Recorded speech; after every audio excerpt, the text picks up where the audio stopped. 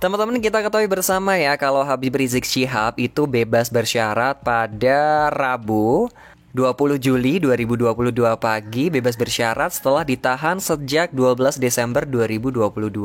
Nah, Habib Rizik Syihab ini keluar resmi dan bebas bersyarat dari Rutan Bareskrim di Jakarta. Nah, Rizik Syihab ini terbelit kasus hukum setelah tiba di Indonesia dari Arab Saudi pada 10 November 2020 lalu.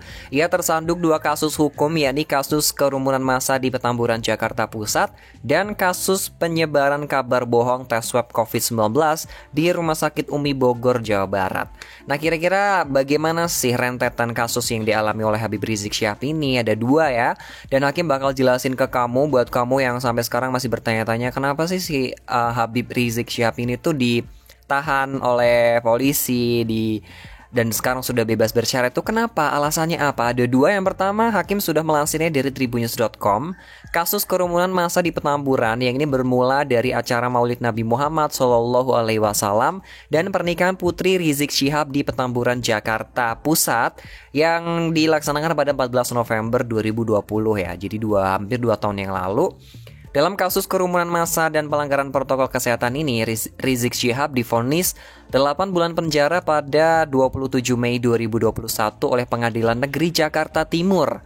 Nah, dari hakim ini meyakini, bukan hakim saya ya, tapi hakim di sana meyakini kalau Rizik Syihab itu telah melanggar pasal 93 Undang-Undang Republik Indonesia nomor 6 tahun 2018 tentang kekarantinaan kesehatan pasal 55 ayat 1 yang ke-1 KUHP. Selain Habib Rizik Syihab, 5 mantan pimpinan FPI atau Front Pembela Islam pada waktu itu juga mendapatkan vonis serupa nih teman-teman.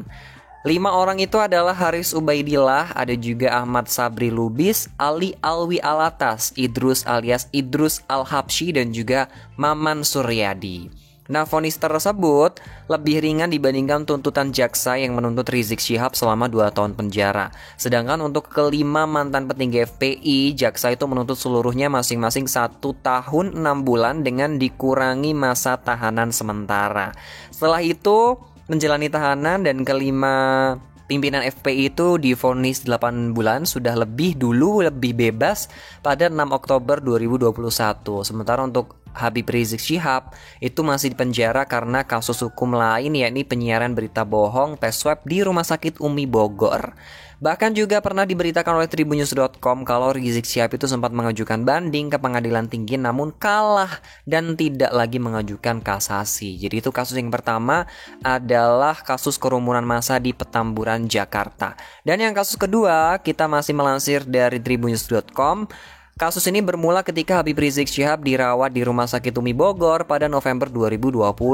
Saat itu sakit yang diderita Rizik Syihab itu masih menjadi misteri karena tidak ada yang memberikan klarifikasi terkait kondisi Rizik Syihab kala itu, teman-teman. Namun belakangan misteri perawatan Muhammad Rizik Syihab atau Habib Rizik Syihab di Rumah Sakit Umi Kota Bogor akhirnya terungkap juga, dan kala itu Habib Rizik Syihab itu ternyata dirawat di Rumah Sakit Umi karena terkena infeksi paru-paru karena COVID-19.